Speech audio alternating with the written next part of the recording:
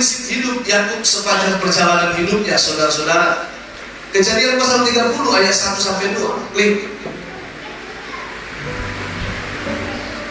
Apakah Yorlina bisa membaca ini? Ya, coba Yorlina berdiri dan baca ayat yang di sana ya. Ketika dilihat langit bahwa dia tidak mengandung anak bagi Yakub, cemburulah dia kepada bapaknya itu. Lalu berkata kepada Yakub, berikanlah kepadaku anak kalau tidak aku akan mati. Maka bangkitlah amarah Yakub kepada Rahel dengan berkata, aku berjanji Yakub telah mengalami kau menangis. Ya. Jadi saudara-saudara, prinsip hidup Yakub pertama dalam perjalanan hidupnya, dia sadar betul bahwa kita itu tidak boleh mengatur Tuhan dalam setiap keputusannya. Minggu lalu kita sudah melihat bagaimana konflik dua orang bersaudara menjadi istri pertama dan istri kedua. Lalu terjadi suatu kali kecemburuan dari hati Rahel, istri kedua, tapi yang paling dicintai karena dia tidak punya anak. Tapi aku berkata kepadanya, apakah aku ini pengganti apa yang menghalangi engkau punya anak? Artinya apa, saudara-saudara? Bahwa engkau punya anak, engkau tidak punya anak, itu bukan aku yang menentukan. Tuhan yang menentukannya. Bahwa ketika aku berharap pun punya anak, tapi kalau Tuhan tidak memberikan, apa boleh buat? Saudara-saudara yang terkasih, sama seperti ketika Yakub berkata kepada Laban. Saudara-saudara, mari kita melihat ayatnya. Coba buka isi worship itu.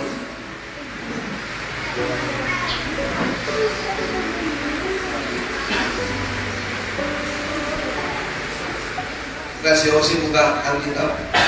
Kenapa langsung diproses itu?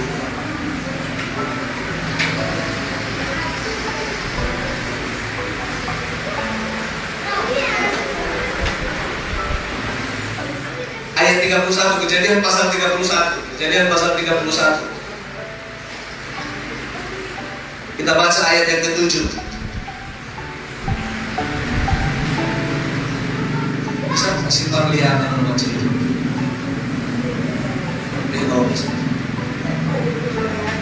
Tetapi yang telah dilakukan kepadaku dan telah 10 kali mengubah engkau, tetapi Allah tidak membiarkan dia berbicara. Katakan amin. Jadi sekalipun saudara-saudara manusia punya keinginan-keinginan dalam hatinya, Yakub sadar betul bahwa ada Tuhan yang mengatur di atas segalanya. Katakan amin. Orang merencanakan kejahatan, orang merencanakan A, B, dan C, dia tidak bisa menjadi pengganti Tuhan. Walaupun Laban mencoba menekan kehidupan Yakub, tapi dia sadar, dia harus tahu Tuhan tidak membiarkan orang berbuat jahat kepadanya. Katakan amin. Kalau engkau di dalam Tuhan, Bapak Ibu Saudara, nah Allah itu berkeluar lagi apa ini? Lesama sedih atau lalu kalau sedih, lesama sedih atau lalu kita hal-hal yang buruk, lesama sedih atau lalu jerumus kalau kita ditimbang dan memelangi dari Bapak Ibu Saudara, dan Tuhan membela kehidupan kita. Amin. Orang boleh punya keinginan, tapi yang berkata, aku bukan pengganti Allah. Kalau kita pulang ke rumah, kita berkata pada istri kita, ketika istri kita marah-marah karena kebutuhan kurang biaya anak sekolah mahal, kita sepertinya miskin, Bapak. Kenapa kita ini nggak kaya-kaya? Aku bukan pengganti Tuhan. Aku bukan pengganti Tuhan. Kalau Tuhan membuat kita miskin, ya beginilah keadaan kita. Kalau Tuhan membuat kita kaya, itu juga Tuhan yang mengatur. Amin.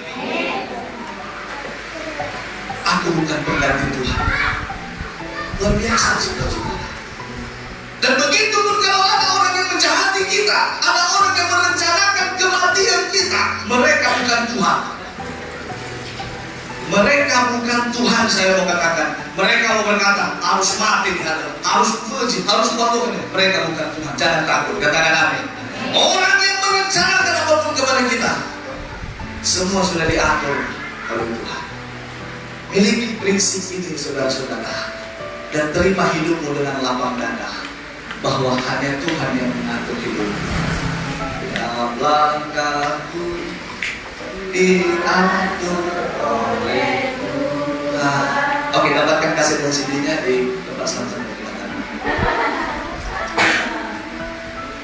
Iya kan? Musuh-musuh terus hidup kita. Kalau seperti Rahel cemburu dia karena punya anak, kakaknya Lea. Kau usah cemburu, kita bisa dibakar panas api cemburu.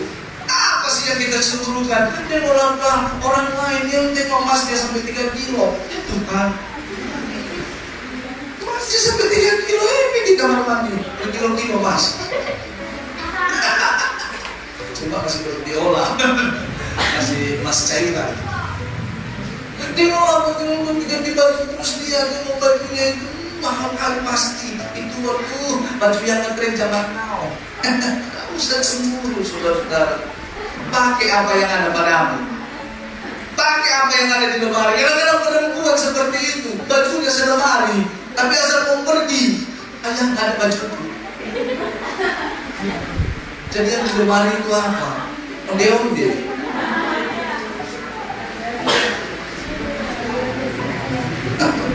Iya kan?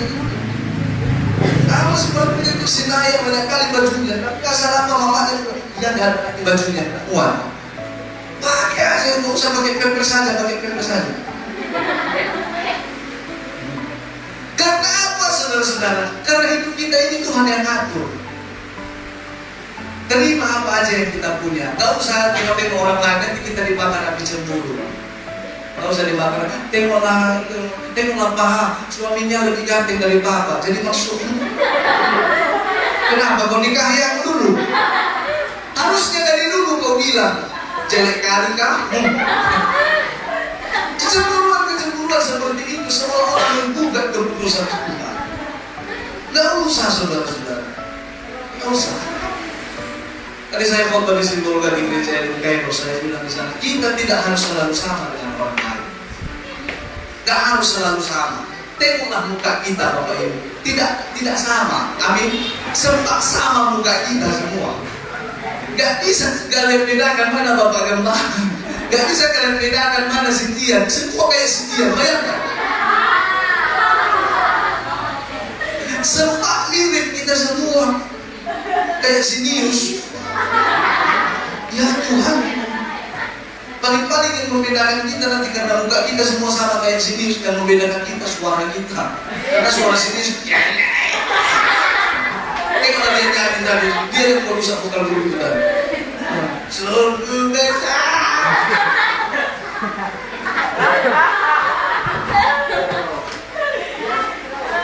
Memang harus berbeda. Gak usah cemburu. Gak usah. Tuhan yang atur semuanya. Amin. Amin. Amin. Prinsip hidup yang kedua. Bisa nggak ini dibaca sama kata Jeremia? Bisa. Kalian belum dibaca. Bisa.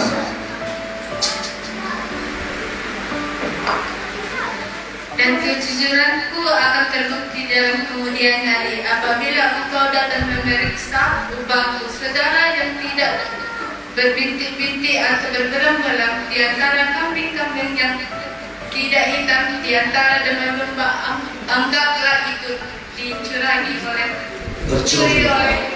katakan amin. Jadi Yakub berkata begini bahwa pembagian ini seperti ini, seperti yang saya katakan tadi, bahwa yang berbintik-bintik, yang berbelang-belang itu punya aku, yang bersih, yang mulus, yang cantik, yang bermakeup itu punya aku. Kalau ada domba bermakeup itu. Lalu saudara-saudara, Yakub berkata begini, aku akan membuktikan kejujuranku. Boleh kan Bapak Ibu Saudara, Laban adik jarang turun lapangan, yang sering turun lapangan itu Yakub. Jadi dia berkata, kejujuranku akan terbukti kemudian hari apabila engkau datang memeriksa. Jadi tohare sobat katanya, lewayo itu. pasti si berbintik-bintik, si berbelang-belang, maka raku saudara, si bersih, si baga-baga, baga mesum. Tetapi apabila, ini dikatakan, apabila ada yang segala yang tidak berbintik-bintik, yang tidak berbelang-belang, ada di antara kami domba-dombaku, anggaplah itu tercuri. Egohania, nasuri si baga-baga, baga bini-bini gua deh, anggap tak over ke bukan kita. Ini adalah kejujuran yang luar biasa.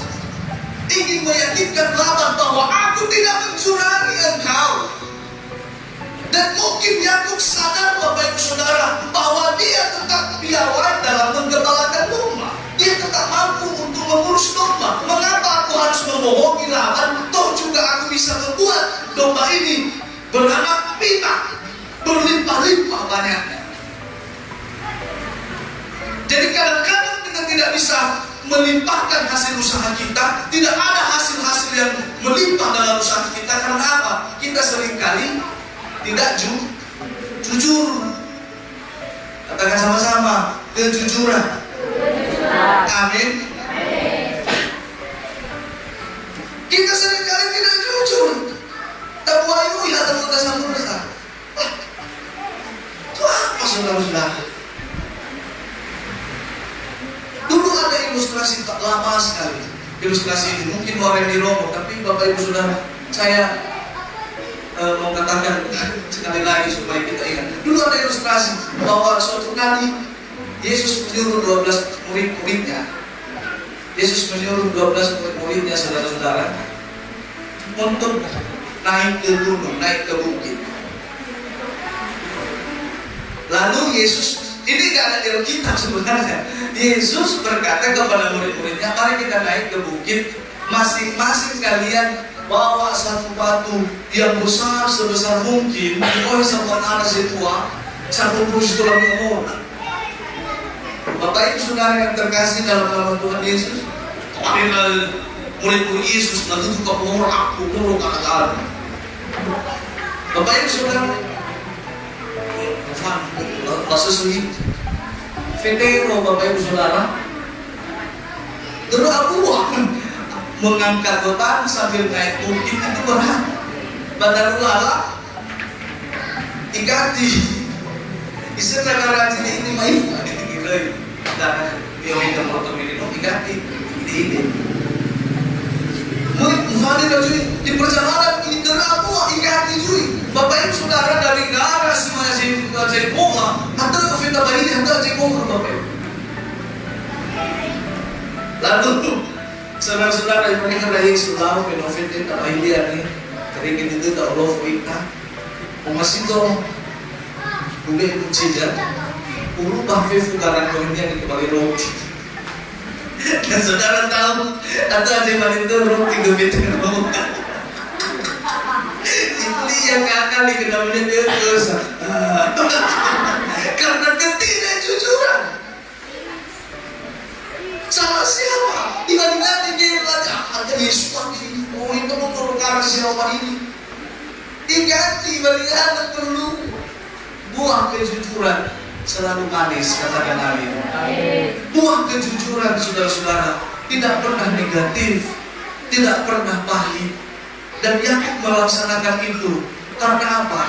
Karena dia tahu bahwa kejujuran itu yang membuat dia mengalami berkat-berkat yang berlimpah.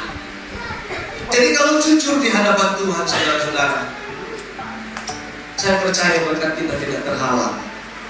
Jujur datang ke gereja, jujur memuji Tuhan, jujur memberi berpuluhan, jujur memberikan pengorbanan, jujur akan penghasilan kita. Nggak usah kalian bohongi gereja, kalian bohongi pendeta. Apa saya merasa dibohongi?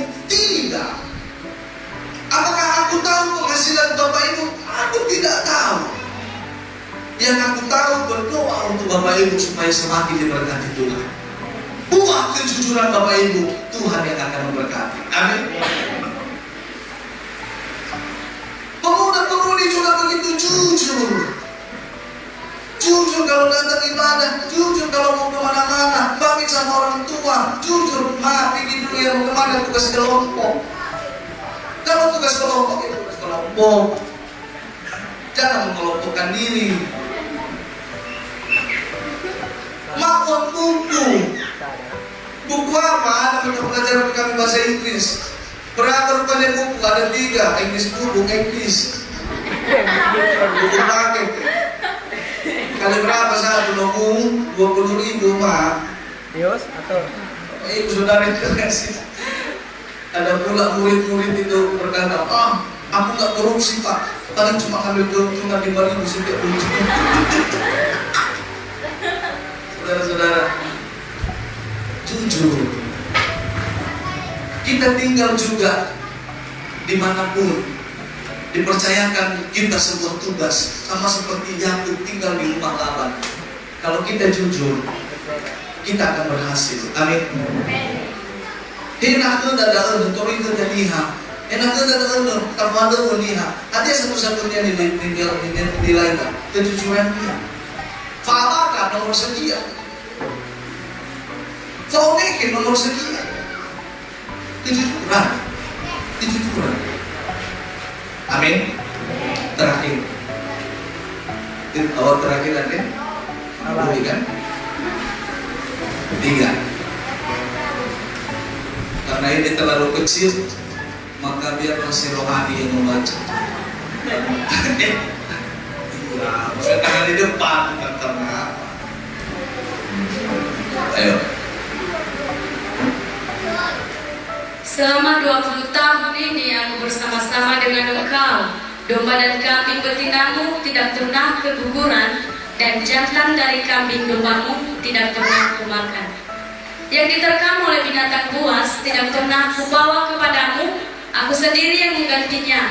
Yang dicuri orang, baik waktu siang, baik waktu malam, selalu engkau tuntut daripadaku. Aku dimakan panas pada hari waktu siang, dan kedinginan waktu malam, dan mataku jauh daripada tertidur. Selama 20 tahun ini aku di rumahmu. Aku telah bekerja padamu 14 tahun lamanya untuk mendapat kedua anakmu, dan 6 tahun untuk mendapat ternakmu, dan engkau telah 10 kali mengubah upahku. Katakan amin.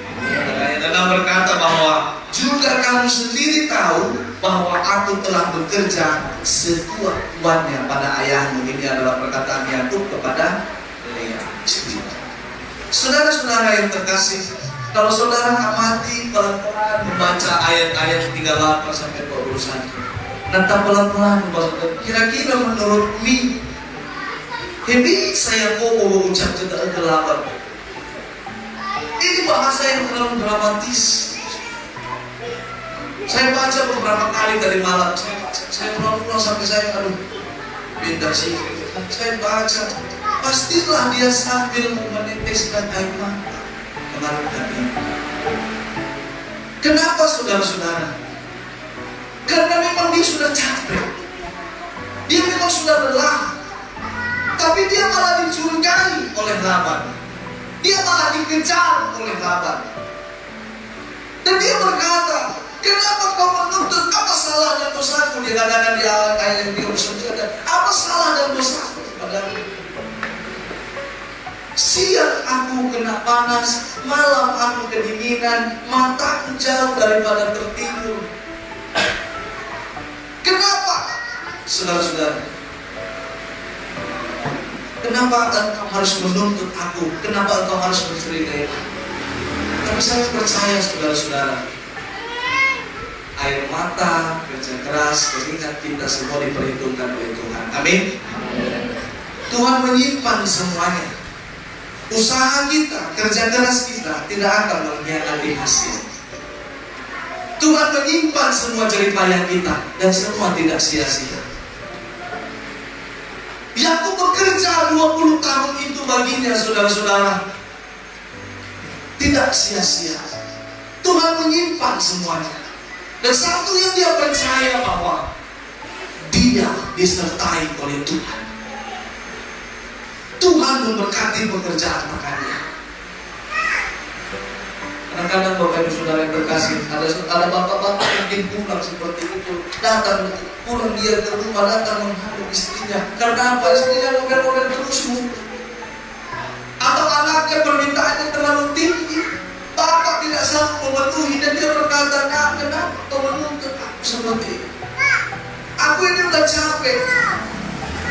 Pergi pagi pulang malam, pergi pagi pulang malam." Itu sama seperti kata-kataku kalau lagi kesal sama anak-anak pas murid.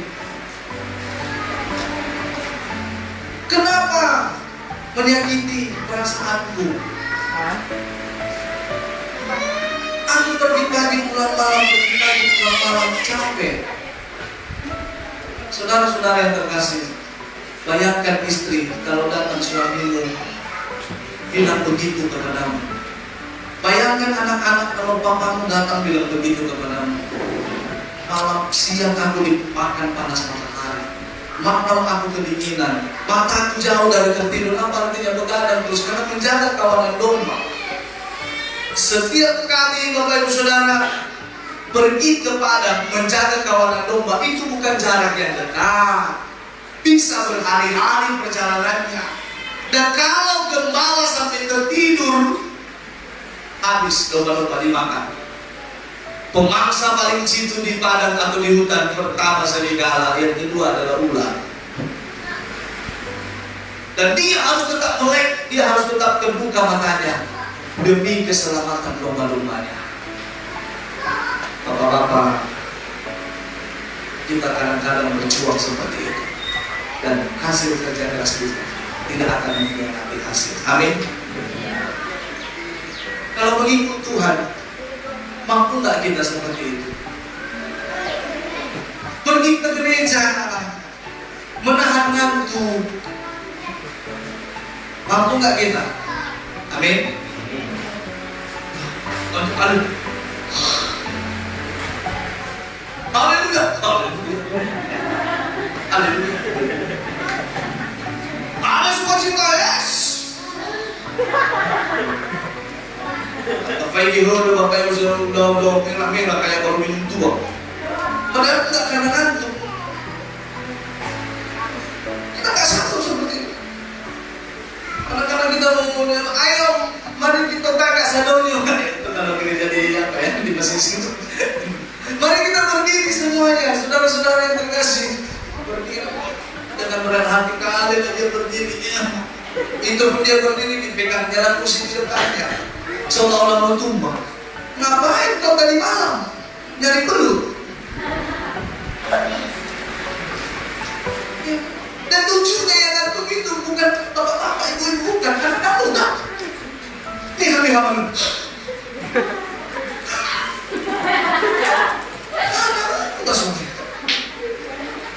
Yanto atau Pagi-pagi rasain. Sini dong, gunting kan. Seperti gak ada semangat, gak ada gairah, disuruh memuji Tuhan. Let away.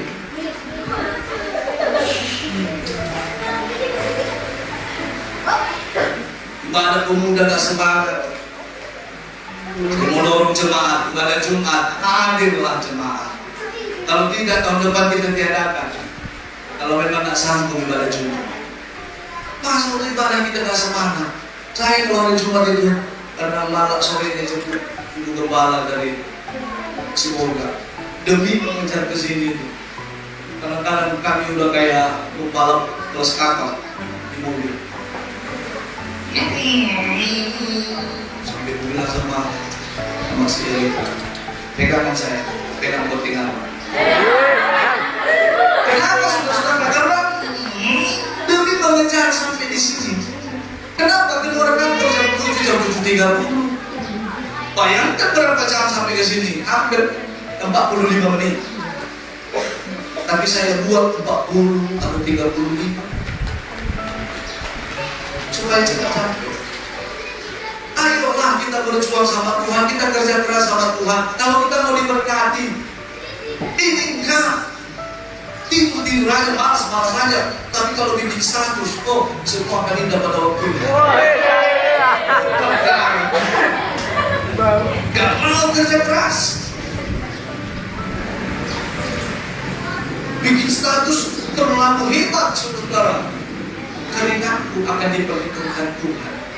Keringat tak pernah keluar. Tapi kalau putus cinta, oh sanggup nggak tidur sampai pagi. Pagi-pagi mata bengkak. Baru kena tidur. Kenapa matamu? Kenapa jujur lagi? Kenapa cerita? Kalau coba.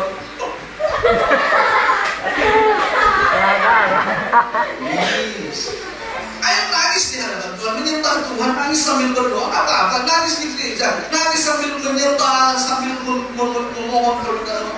Kenapa nangis kalau lagi itu? Sambil bercerita.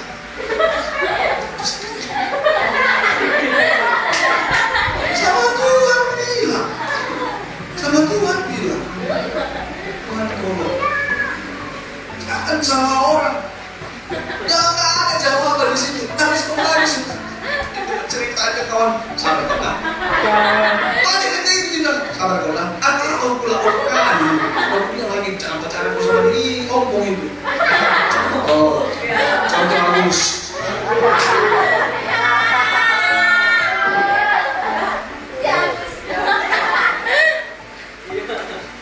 Jadi kalau kita belum berani mempertaruhkan tenaga pikiran, belum ada yang disebut dengan kerja keras, nggak usah berharap pada hasil.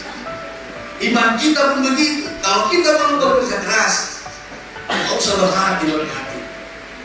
Tapi kalau kita sudah jujur di hadapan Tuhan, sudah serius di hadapan Tuhan, sudah, kalau bahasa sederhananya, si mati-mati itu, sampai mati, benar-benar habis energi kita untuk itu, habis pikiran kita untuk itu. Dan saya percaya hasilnya akan luar biasa. Hasilnya akan luar biasa. Pernahkah Bapak Ibu Saudara berdoa jujur kepada anak-anakmu, Tuhan udah susah aku mengambil si ucok ini, bandal kali Tuhan, masa diputuskan di sendalku. Ada kan anak-anak yang gitu, itu adalah Bapak dia. Pemain putih yang mau pemain gosok depannya itu terbenci, oh no, terbenci, nggak bisa dalam. Oh sih saudara, ada saya maafin Tuhan lupa deh. Pasti tidak turun ke bapak dia, baca itu senyum-senyum bapak putri. Kita saudara-saudara harus berpikir bahwa perlu perjuangan keras, perlu kerja keras mendapatkan hasil yang luar biasa. Amin. Doakan Tuhan, ubahkan anakku, ubahkan istriku, ubahkan suamiku. Saya juga akan berdoa untuk saudara Tuhan, jauhkan dokter pelasan bagi jemaat. Palas-palas sekali di gereja. Tapi yang ini enggak, yang aku bilang itu yang gak hadir. Kalau yang ini rajin, amin. Iya, kalau nggak datang minggu depan, aku bilang lagi. Haleluya. Dan Tuhan melihat kejujuran Yakub, saudara-saudara. Ayat 42 terakhir berkata tadi bahwa seandainya Allah ayahku, Allah Abraham dan yang disegani oleh Ishak tidak menyertai aku, tentu sekarang engkau membiarkan aku pergi dengan tangan hampa. Apa artinya? Kalau Tuhan tidak menyertai aku, dia pergi dengan tangan kosong. Lebih dunia betul. Tapi karena Tuhan menyertai aku, dia pulang membawa berkat yang luar biasa. Amin. Mari kita sama-sama bangkit berdiri. Mari kita renungkan firman Tuhan.